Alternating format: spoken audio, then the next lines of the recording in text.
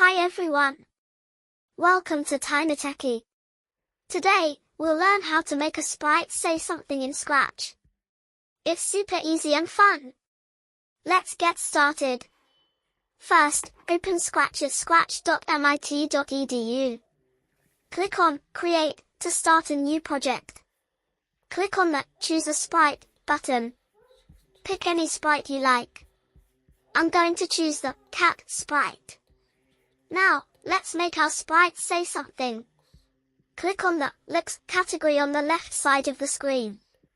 Drag the Say 4 seconds block to the coding area. You'll see a box where you can type. Click inside the box and type what you want your sprite to say. I'll type, "Hello, world." You can also change how long the sprite will say this message by adjusting the seconds. Let's set it to 2 seconds. Click on the Events category and drag the When green flag clicked block to the coding area. Snap it above the Say 4 seconds block. That's it. Click the green flag above the stage to see your sprite say your message.